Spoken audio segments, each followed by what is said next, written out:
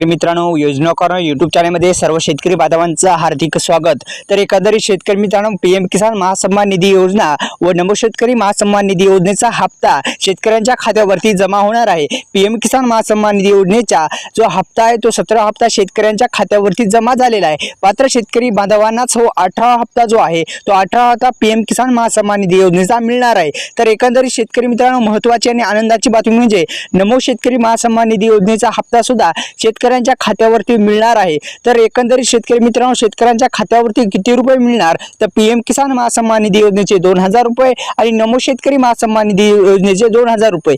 एकंदरीत शेतकरी मित्रांनो, या योजनेच्या माध्यमातून दोन्ही योजनेच्या म्हणजे पीएम किसान महासन्मान निधी योजनेच्या धर्तीवर नमो शेतकरी महासन्मान निधी योजना सुरू करण्यात आलेली होती आणि या योजनेच्या माध्यमातून शेतकऱ्यांच्या खात्यावरती 12000 रुपये शेतकऱ्यांच्या खात्यावरती वार्षिक जमा केले जातात। तर एकंदरीत शेतकरी मित्रांनो, पात्र शेतकरी कोण कोण आहेत तर जर त्या शेतकरी बांधवांना नमो शेतकरी महासन्मान निधी योजनेचे आतापर्यंत मिळालेले जे 4 हप्ते शेतकऱ्यांच्या खात्यावरती डीबीटी मार्फत आलेले असतील तर तेच शेतकरी पात्र आहेत 5व्या हप्त्यासाठी। तसेच पीएम किसान महासन्मान निधी योजनेच्या हप्त्यासाठी पण तसंच आहे की लँड सेलिंग स्टेटस नो असेल तर येस करून घ्या। म्हणजे लँड सेलिंग स्टेटस म्हणजे पीएम किसान महासन्मान निधी योजनेच्या हप्त्यासाठी हे जे प्रॉब्लेम असतात हे प्रॉब्लेम दुरुस्त करणं फार गरजेचे असतात, अन्यथा तुम्हाला जे पैसे आहेत ते पैसे मिळत नाही। शेतकरी मित्रांनो, लक्षात घ्या की हा व्हिडिओ जो आहे शेवटपर्यंत बघा। तर एकंदरीत शेतकरी मित्रांनो, आपल्या चॅनलला सबस्क्राइब केलं नसेल तर सबस्क्राइब करून घ्या आणि व्हिडिओला लाईक करायला विसरू नका। तर शेतकरी मित्रांनो, महत्त्वाचं म्हणजे शेतकरी बांधवांसाठी आनंदाची बातमी आहे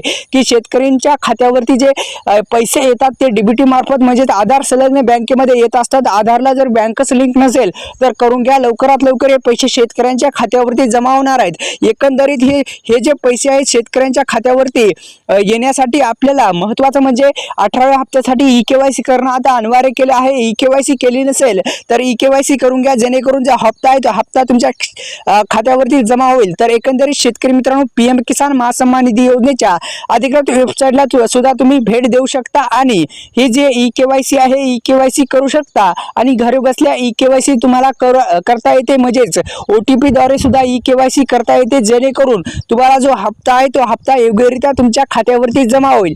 तसेच मित्रांनो, महत्त्वाचं म्हणजे आधारला बँक लिंक करून घ्या, जेणेकरून हे जे हप्ते आहेत ते हप्ते तुमच्या खात्यावरती जमा होतील।